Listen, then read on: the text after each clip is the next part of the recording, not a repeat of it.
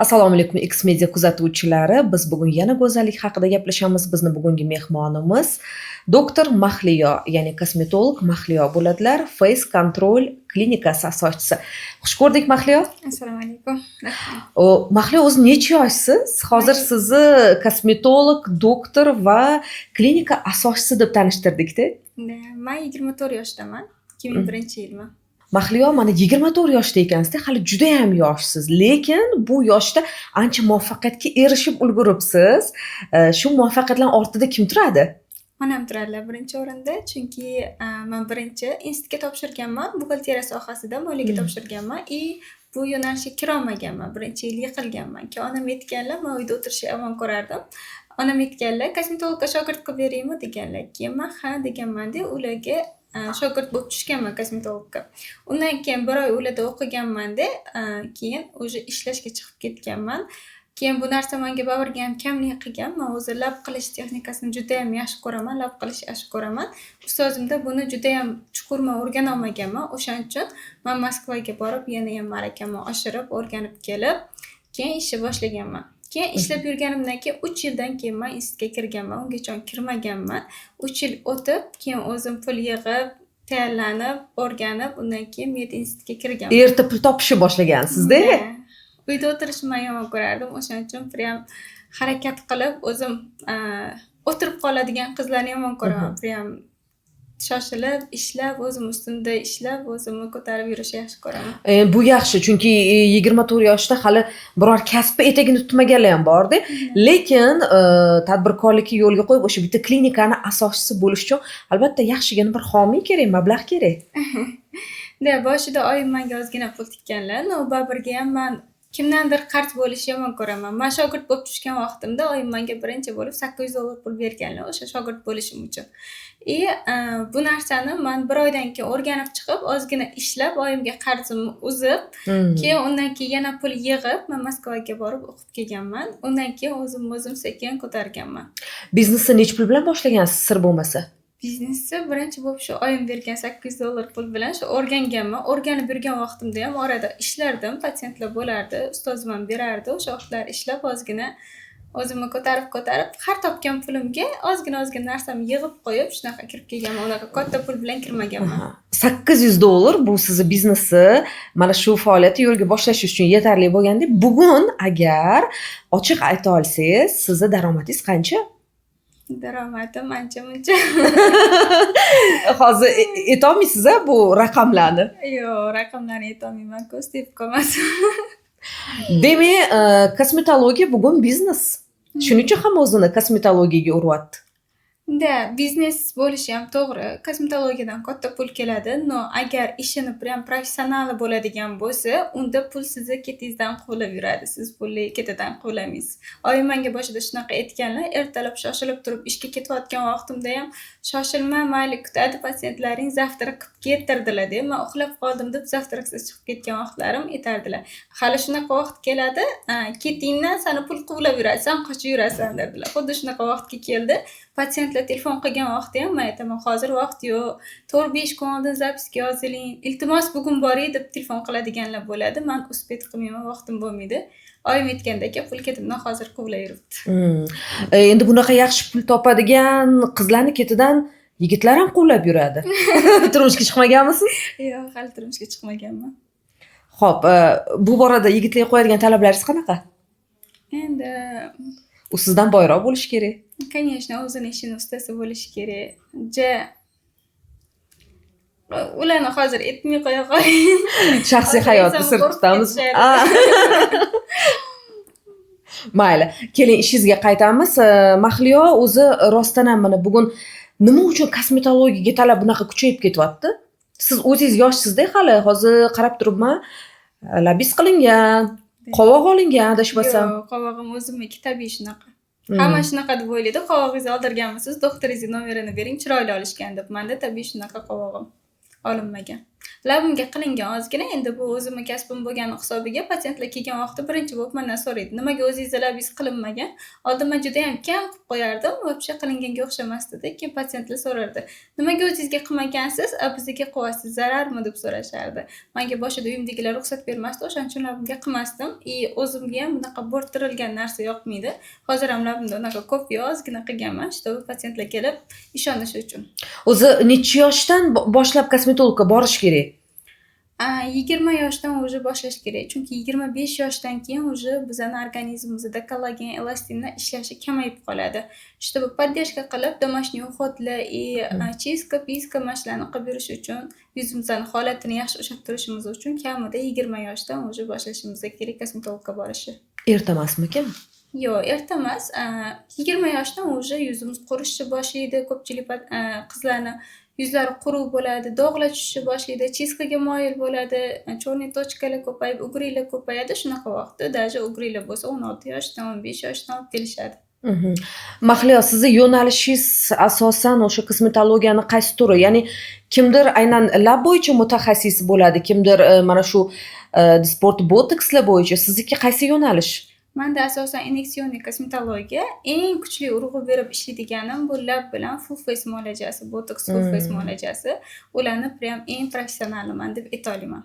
Demak, ayollarni o'zgartirib qo'ya olasiz. Da, ayollarni o'zgartirib qo'yaman. Srazu protseduradan keyin ular juda ham o'ziga уверенный bo'lib, xursand bo'lib, rahmatli aytib ketishadi. Oldingizga kelishni qancha kutdim deb kelib, rezultatdan довольный bo'lib ketishadi. Mana shu muolaja necha yoshga yoshartiradi? Lab bo'ladigan bo'lsa, если katta yoshda keladigan bo'lsa, masalan, 35 yoshda kelyapti, уже 10 yoshga ham yoshartiradi. Full face va почти 15-20 yoshga yoshartiradi. Chunki full face'da yuzimiz prям ko'tarilib, bizda nedostatik bo'lgan joylarimiz hammasi to'lib, yuzimiz tortilib, ajinlar ketib, yaltilab qoladi. Hamma patsientlarim kelib aytadi, full face olgandan keyin korreksiyaga kelgan vaqtida 15 yoshga yoshardim. Hamma shunaqa deb aytayapti. Mana shunaqa aytishadi. Tavsiya qilinmaydigan holatlar ham bo'ladimi? Tavsiya qilinmaydigan holatlar ko'pchilik yosh qizlar keladi. Hozir reklamaga qarab yosh qizlar keladi. Menda ozgina nasogubkom osilgan, menga full face kerak. Ularga показания bo'lmasa qilmaymiz. Qachon показания bo'lsa qilamiz. Shu mashinkasi bor, yuzida juda ham to'z osilgan, shunaqa holatlarda qilamiz. Juda yoshdan boshlamaymiz.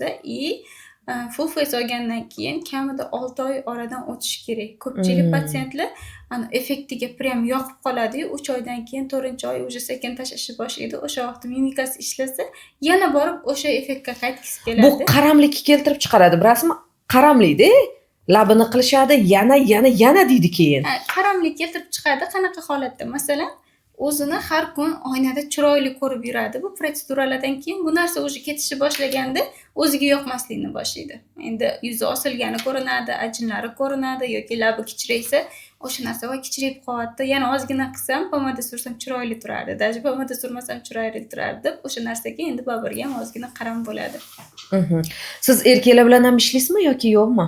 Yo'q, men erkaklar bilan umuman ishlamayman, faqat ayollar bilan ishlayman. Va bugun erkaklar munosabati qanaqa deb o'ylaysiz? Mana shu kosmetologiyaga, kosmetologga boradigan, tashqi ko'rinishda biroz o'zgarish qiladigan ayollarga erkaklar munosabati qanaqa? Endi har kim har xil, ko'pchilik tushunadigan erkaklar bo'ladi. Ayolini o'zi olib kelib qildirtiradi yoki o'zi telefon qilib yozdirtirib keyin yuboradi ayolini, чтобы o'ziga qarab yurishni xohlaydi. Ko'pchilik tushunmaydigan erkaklar ham bor. Lab degan vaqtda ko'chani qizlari bo'ladi-yu, katta qilib lab qo'yadigan, o'shanaqani tasavvur qiladi, ayoliga ruxsat bermaydi. Ular birga yeridan yashirib kelib qildirib ketishadi. Xo'p, mana endi shu joyga yeting. O'zi qaysi holatda labga gel quyish kerak? Agar yoshi o'tib, labi o'zi kichrayishni boshlagan bo'lsa, o'ziga yoqmayotgan bo'lsa, yuzini shakli katta, yuzi semiz, lekin lab juda ham ingichka bo'ladigan bo'lsa, unda yuzi zaharcha ko'rsatib qo'yadi. O'shaning uchun shu vaqtlarda qildirsa bo'ladi. Yokida qanaqadir patsientlar bor, ularning lablari chayka deyiladi, ya'ni ichkariga qaylib ketgan, formasi xunuk ko'rinadigan, o'shalar kelib korreksiya qildirib, tabiiy естественный forma qildirsa bo'ladi. Mahliyo, endi bitta savol, haligi labga gel quydirgandan keyin mana shu botoksli qizlar deb aytiladi o'zi xalq tilida, issiq choy, issiq qahva icha olmaydi deyshadi-yu. Bu qanchalik to'g'ri yoki bu faqat o'sha muolaja qilingandan keyin siz issiqni icha olmaysiz, undan keyin ta'sir qilmaydimi? muolaja qilingandan keyin bir haftagacha iloji bo'lsa issiq choy, issiq qahva ichmaslik kerak. Issiq qahva nimaga mumkin emas? Kofe ichgan vaqtda qon tomirlarini baribirga ham nima qiladi, o'shani hisobiga ko'karish ko'payib ketadi. O'shaning uchun biz kofe ichmang deb aytamiz. No, issiq choy ichadigan bo'lsa, fillarga ta'sir qilishi mumkin. Qanaqadir migratsiyalar yoki takamochkalar bo'lib kuyib qolishi mumkin. Fillar tez ketib qolishi mumkin. No, bu narsa bir hafta. Bir haftadan keyin fillar o'zi joylashib olgandan keyin bemalol xohlagancha issiq narsalar ichsa bo'ladi. Xo'p, lab mazza sezmaydi degan gap asoslimi yo'qmi? Yo'q, umuman asossiz. Unaqa narsa emas, lab mazza sezadi. U ko'pchilik aytadi, labni qildirgandan keyin chувствительность pasayib ketadi deb. Naborot oshadi, lekin hech qanaqasiga kamaymaydi. Mahliyo, endi mana shu bugun deyarli hamma qizlarimizni lablari shu ishirilgan, gel quyilgan. Nimaga hamma shunaqa bir xil bo'lib ketyapti? Balki bunda ham qanaqadir o'zini bir chegarasi bo'lishi kerakdir. Qosh ham bir xil, ko'z ham bir xil, lab ham bir xil. Yo'q, hammada ham biza, masalan, men bo'ladigan bo'lsam, hammaga bir xil qilmayman. Patsientlar oldimga kelib turibdi, menga 1 milligram qilib bering, 2 milligram qilib bering degan patsientlar bo'ladi. Menga bu narsa yoqmaydi. Men o'zi естественныйlikni yaxshi ko'raman. O'zini labini formasidan chiqmagan holatda chiroyli qilib, tabiiy qilib beraman. No, ko'pchilik patsientlar xohlaydi, har 2 oydan labiga quydiruverish xohlaydi.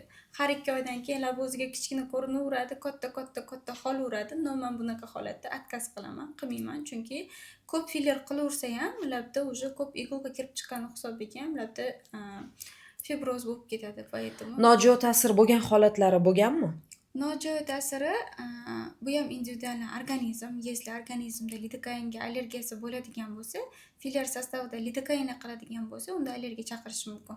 Yoki qanaqadir boshqa kosmetologlar to'g'ri texnikadan foydalanmagan holatda fillerlar qo'yganini ko'rganman, nekrozlargacha olib kelgan, labi chiriganlari, yiringlaganlari, shu holatlarni ham даже ko'rganman. No, meni praktikamda уже 7-8 yildan beri bir marta ham bunaqa narsa bo'lmagan. Kim javob beradi shunaqa bo'lsa? Kosmetolog o'zi javob beradi. Bir marta meni yuzim buzib qo'yishganda, Ha. buni hech kim javobgarligini olmaganman, qiynalganman. Nima bilan Ancha vaqt. buzishgan? Ko'zim to'z bo'lib qolgan. 5 yil yurganman shunaqa. Qarang, botoksda ham kosmetolog, ham patsient birga ishlashi kerak. Agar kosmetolog to'g'ri texnikada qilib, mышцаlarni ajratib, to'g'ri bilib chizib sizga qilib beradigan bo'lsa, siz borib 6 soat davomida past kengashib qo'ysiz yoki yotib qo'ysiz yoki yonboshlab qo'yadigan bo'lsangiz, unda ham to'z holatiga olib keladi. O'shaning uchun kosmetolog nimani sizga aytgan bo'lsa, o'shani hammasini vaqtida qilish kerak.